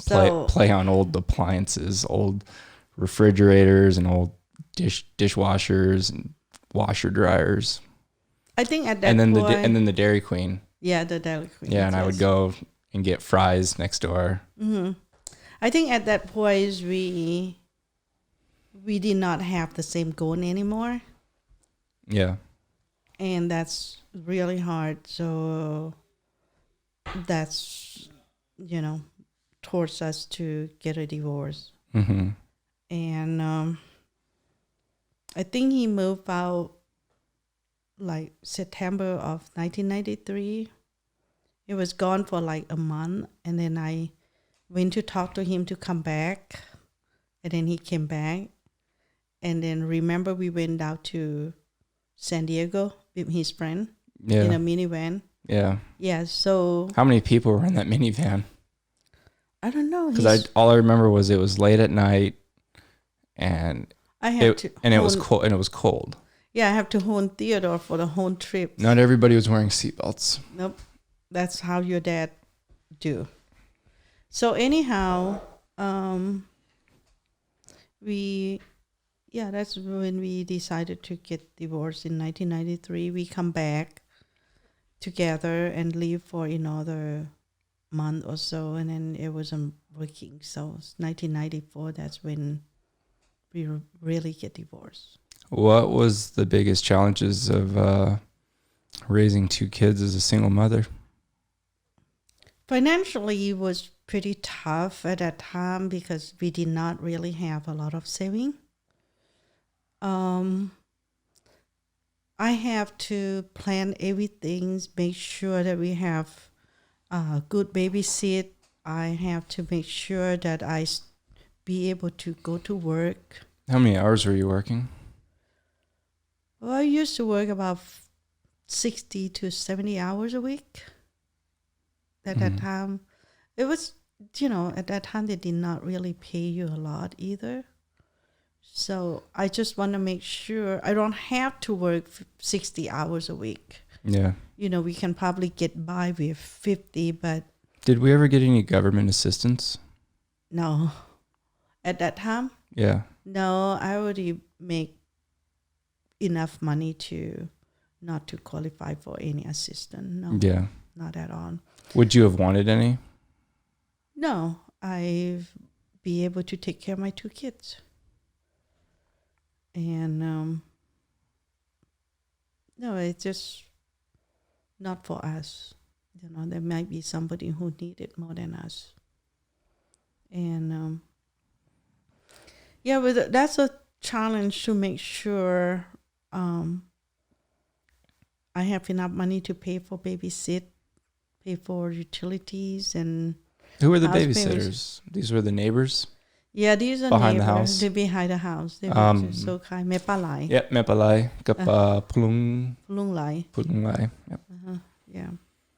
Yeah, we're very lucky to have them help us. Really, I mean. No, I remember going. We would have to get up early. Yes. And get dropped off there. 4:30. And we would only just bring our blankets and our pillows, our sleeping bags. Right. Because I remember when I was a kid, I had that gray sleeping bag. Ted had his Lion King one. Yeah. Well, then later on, I was be able to negotiate for them to come over to the house. Yeah. Then they stay at the house while I was going to work, and then I get to sleep in, Yeah, and then they would make us breakfast. Yeah. Yeah. It was really weird because sometimes, it was like cereal. But then sometimes he would just do like a toast, but then he would essentially just make a peanut butter jelly sandwich and give me and Ted the two halves. And Ted would always want the half with the jelly, and then I would always get the half with the peanut butter. Oh, wow. Yeah. Yeah, we were very lucky to have them to help us. And we did it. I mean, what can I say? We went through tough time, and they did. And Jolene was very nice, our neighbor. Mm-hmm. Yeah. You remember one time that somebody put a pipe bomb in our mailbox? It probably wasn't a pipe bomb. It was probably a firecracker. It was or a M80, just a little bit of dynamite. Yeah. But it probably wasn't a pipe bomb. I don't know what it is, but it was, was not nice. Yeah. And, you can believe that it might have been targeted, but it can be just a for me kid. Exactly. For me, when I remember when I experienced it in real time, I just thought it was maybe just vandalism. The way that I look at that old neighborhood, I mean, there was a lot of different races. But it seemed like, we all got along fine because we were all poor. Right. But it was a good sense of community. We knew our neighbors, at least, the neighbors to our right and the neighbors behind us because we were on that corner. And then, we would go visit Grandpa.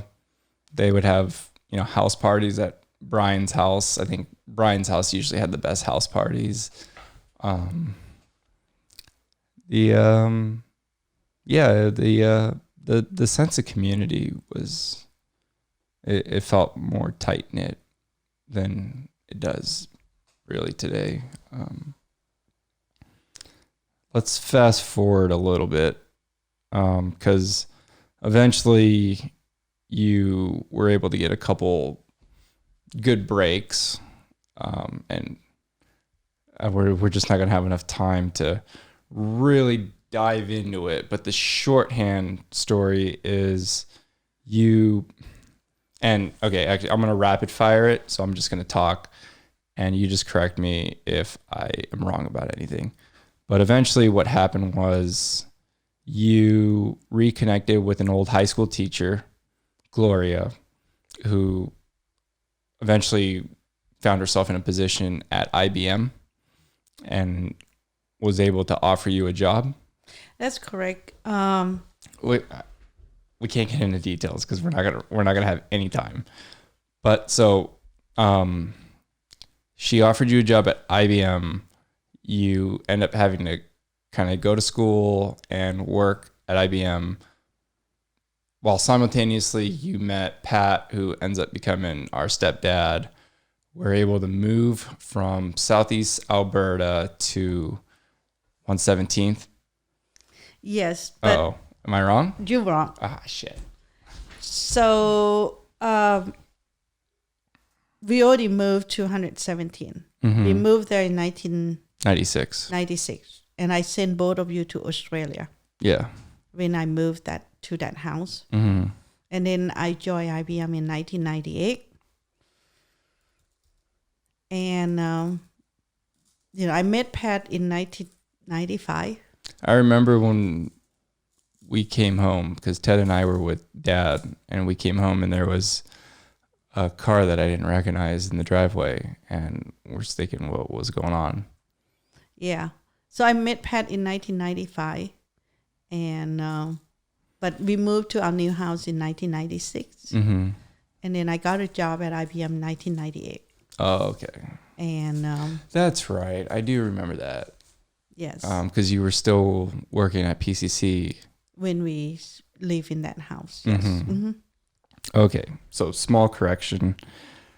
We lived in that house briefly, Until 2000. and then we were able to move to Oregon City, Correct. which at that point, when, because the neighborhood that we grew up in, or that we ended up buying our house in, we were like the third ones. It was a brand new development, so we were the third house being built. And that was, to me, that was when we really achieved kind of the American dream. We got to live in a house that no one else had ever lived in, and we got to pick out what color we wanted the walls and what carpet we wanted. Oh, And that was the first time that really Ted and I got to like choose our own rooms, and there was a big thing about who gets the bigger room and who gets the smaller room, because Ted and I, we shared rooms in every house that we lived in. correct. Up until that point. I mean, there were periods where, at the Alberta house, we were together and then we separated for a little bit. And then in the 117. the Mount Scott home, we shared rooms, and then we had our own rooms, and then ended up sharing rooms again a couple times. So Yeah, because Grandma come and stay with us. yeah, Yeah. but we never had to share a room at the Oregon City home. Correct. And for really, that's when I really felt like we had achieved the American dream. We ended up getting a dog that we could actually keep, because I remember Lucky, and I remember giving away Lucky. I don't know what ended up ever happening to Lucky. Lucky probably have pretty good house. I hope he ended up living a good life, because I remember playing in the backyard with that little Shih Tzu, but Yes. we got Roxy, and it just, everything felt just so comfortable. It really felt like we made it. Yes, we did. We crossed that humble. I feel like we climbed the economic ladder. Right, we did. And as the things is, Grandpa told me one day that he said that if Your dad or Grandpa? Grandpa told me that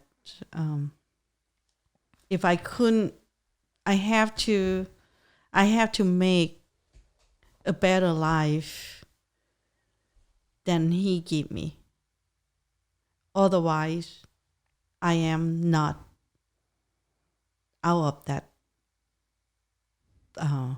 what they call it, in the same circle. Mm-hmm. You have to be a better person, then you're not in that spot anymore. So you want to give your children a better life than you are. Yeah, that should always be the goal of every generation, right? Like you shouldn't ever expect the generation below you to fall behind, but it seems like everything just kind of happens in cycles, Right. where, you know, families are always rising and falling in America, in the lower and the middle classes. But it always seems like the rich just, I mean, the collection of wealth in this country just seems to be concentrated with a small group of people. But that's another topic. Correct. What were some of the challenges of, I was waiting for you to reach for it. What were some of the challenges of raising two kids? Well, it was not easy to raise two kids. You know, first, I was not totally 100% understand what my kid telling me. Sometimes, you know, we have communication issue there. I would say there's a cultural gap. There's a cultural gap that's definitely because the kid go to school and they influence with their friends, and then they come home. I could not force them to be in the way that I've been raised in Laos. Yeah. So that's the things that I have to adjust myself for that too. So it's, you know, raising kids. Nobody wrote a book for your situation. Like there wasn't. I feel like the circumstances were completely unique, and that, you know, you had challenges that no one else really had to overcome. But the way I look at is that my two kids are special in their own way. They all say that. So when I raise them, I have to adjust. Yeah. It's not like a cooking food. You have the recipe and you follow it. And I don't think anybody can have a recipe to raise their children. Yeah. Because of that child is special and unique in that own way. Mm-hmm. That's the way I look at. And, you know, I'm not the best mom in the world, but I did what I can. Well, I mean, I think Ted would agree. Like, I feel like you've always tried your best. Do you remember what it was like when I told you that I wanted to join the Marines? I was not happy, so I'm not gonna lie. I was not happy. I was scared, because it was during the war. This was around 2007. Well, Going back,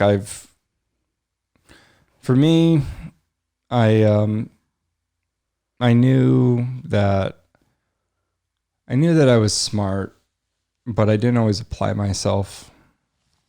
I didn't know what I wanted to be when I grew up. And, you know, in high school, I felt like, I don't know when it was, but I felt like growing up, my life could have gone a lot of different directions. I mean, between gangs and drugs, there were a lot of like navigational challenges. You know, fortunately in high school, I ended up falling in with the right crowd. I don't think I wasn't always with the right crowd. But eventually I came to the realization who the right people were and who I should allow in my, circle of influence. But I don't know when my fascination with the military began. I feel like it was always there, maybe from watching old Rambo movies and Schwarzenegger, and hearing stories about, the war in Laos, and then learning about different things. And I've always been kind of drawn to the military. I like the idea of serving something and being a part of something bigger than yourself. One second. I like the idea of standing up for the little guy.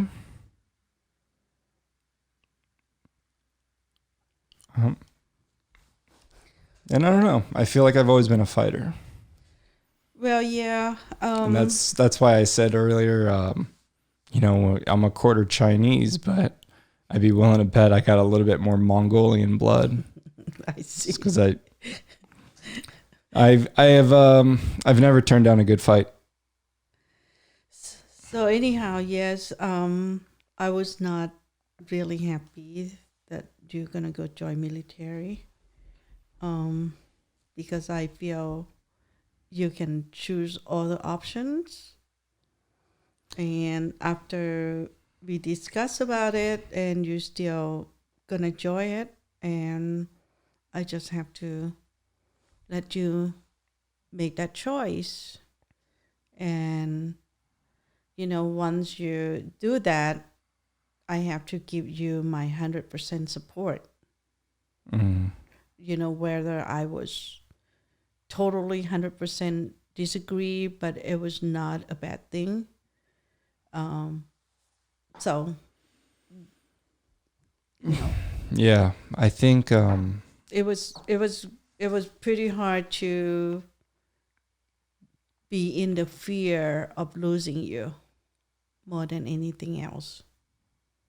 Yeah, and that I certainly understand. I know that can be tough. I think the biggest motivator for me to join the military was because, I knew that both my parents were immigrants and that they came to this country for a better life, and that, the majority would say that, we achieved that. And I don't know if we could have done that in any other country. And certainly at the time, it seemed like, we did exactly what every American had done. Because the Laotian experience in the U.S. isn't completely unique to Laotians. The same thing has happened to the Irish and the Italians and the Germans and every group that has, immigrated here. And I wanted to give back to the country. That's exactly what you told me before you went to military. You told me that you want to give back to the country, that both your parents came here as an immigration. I remember that. And, the military isn't the only way to do that. There are other ways. Even just being a good citizen is really enough. But even to extend that to, the people that actually build America, the people that are working construction and building bridges and infrastructure, to the doctors, They all contribute. Yeah, it's really what makes this country great. So yeah, I left for the Marines February 11th, 2008. Yes. And so after a brief stint in the Marines, which I've gotten into plenty of details before on the past. On July 26, 2008, I went for a swim and broke my neck in the ocean. Well, where were you when you got that news? I was in a plane flying from Columbus, Ohio to Atlanta, and then supposed to be from Atlanta to Portland. So I was working in Columbus. And for some reason, that day, everything about that plane was on wrong. So they have mechanical problems. So that delayed the flight for 3 hours. And then when we get to Atlanta, we could not land because of the thunder. Mm. And we were circled around the Atlanta airport. And then by then, we were going to run out of fuel. And so the pilot announced that we have to land it in Greensville. Mm. And as the plane's waiting to get refuel, I asked the flight attendant if I can make a phone call because I am going to miss my connection flight to Portland. Mm-hmm. So that's when I heard the news from Pat. Yeah. He started crying. And he said that your son have an accident. And what did you think initially? I thought it was Ted because he just got the driver license. Yeah. And I just talked to you. Yeah. That day. Yeah. No, I remember we talked that morning. Yeah. So, because it's morning for you, it's afternoon at Columbus. Anyhow, he told me that you have spinal cord injury. And I have no clue. I don't know anything about spinal cord injury. Hey, either did I. And then he told me that you're never going to walk again. And I said, no, you're wrong. And then I got on the phone with the nurse. And she told me the same thing. And I was just like, why are you telling me that? And, and then, I was totally confused. So I got to Atlanta, missed my flight, bought a ticket. Supposedly, when I was in the plane, I already booked a ticket to go to San Diego on that night. I missed that flight by 5 minutes take off before me, and that was the last flight. I ended up stuck in Atlanta until the next morning. And then I went to San Diego, and I didn't leave San Diego until we come home. You didn't come home at all? Huh? You didn't come home at all? I didn't come home at all. I think I went to work once in Colorado. And then other than that, I was at the hotel. Yeah, I remember when I was floating face down in the water. And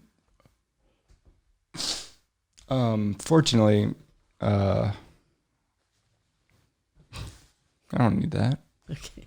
It's allergies. Okay.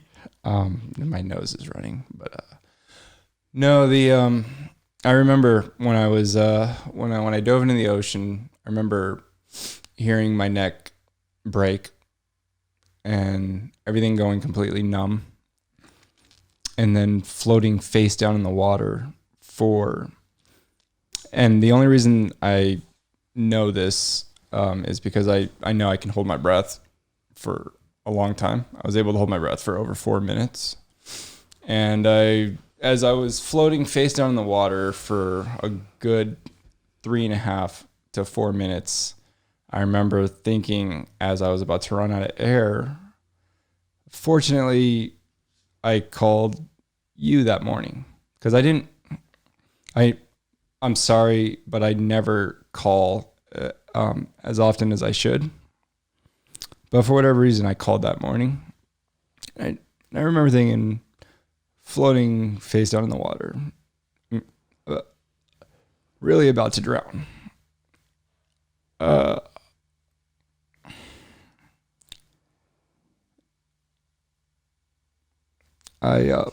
remember just being content that I got to talk to you and got to tell you that I love you.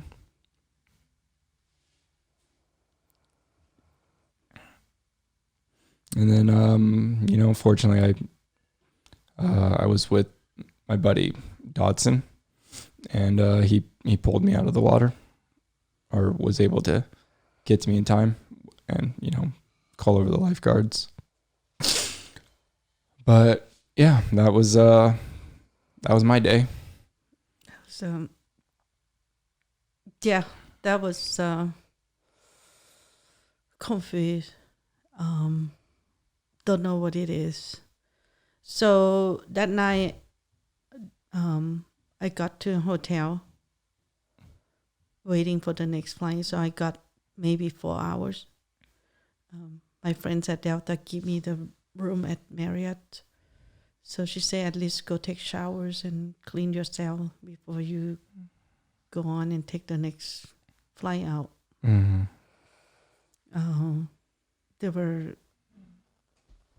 It was hard. So what I called Mebe and Bason to go to see you, and I called Pat to have him fly to Los Angeles and drive down there. Yeah. Because there were no flight to San Diego. So that want to make sure that when you're out from your surgery, you have a family with you, even that I am not there. And I do remember that evening, and Pat was there when I woke up from the anesthesia. Yes. Yeah, fortunately, it was a pretty relatively clean break, and there was no other secondary or tertiary damage. It was just standard C456 incomplete injury. And the recovery process and all that, like, we really don't have to get into. I know it's already getting late. We got a brisket coming up, but before we end this, I do want to ask what has been some of the challenges of raising someone with a disability?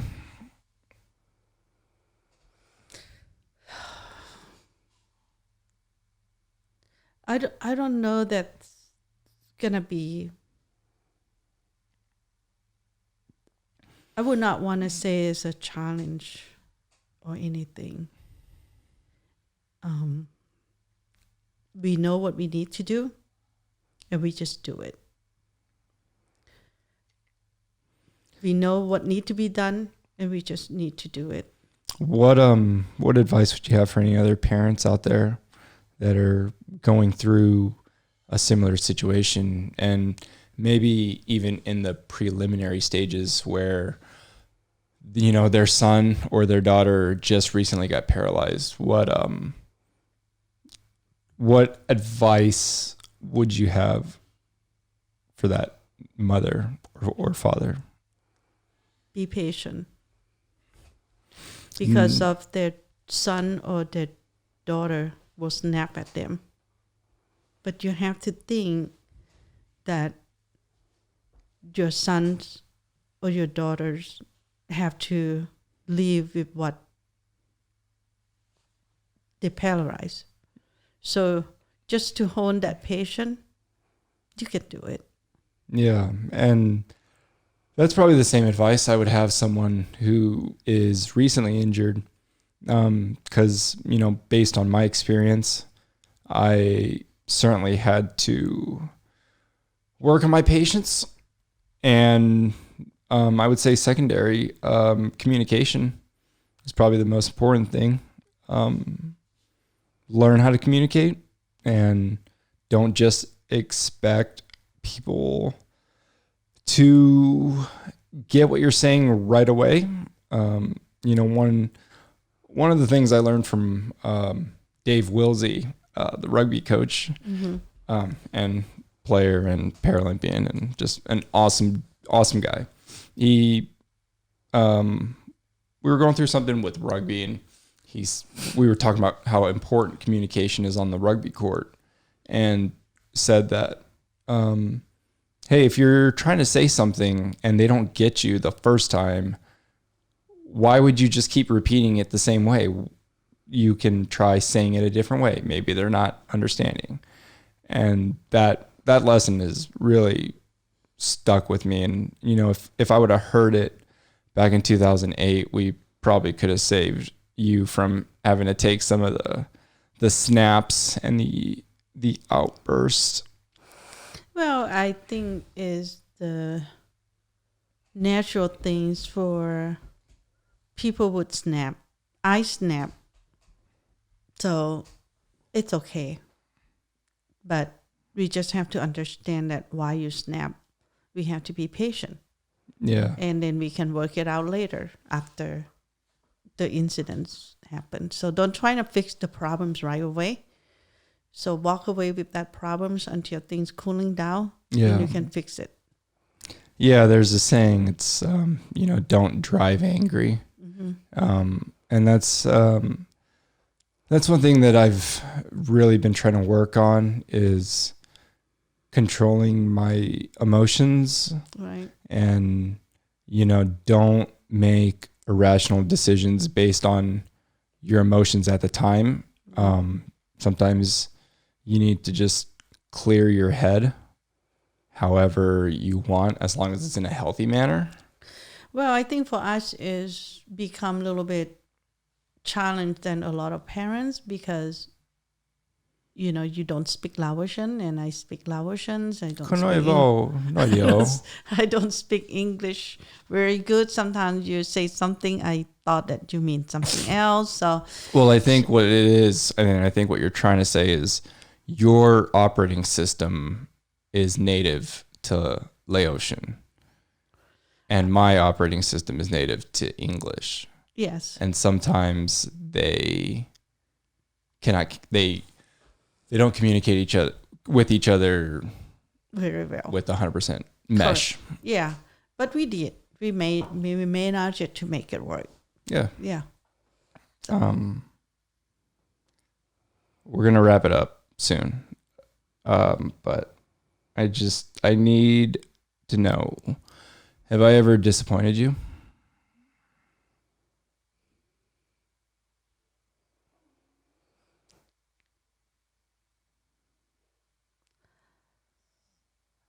If I'm going to say no, it sounds like I'm lying. But if I'm going to say yes, I probably don't remember what it is. So how can I answer it? Have I ever made you proud?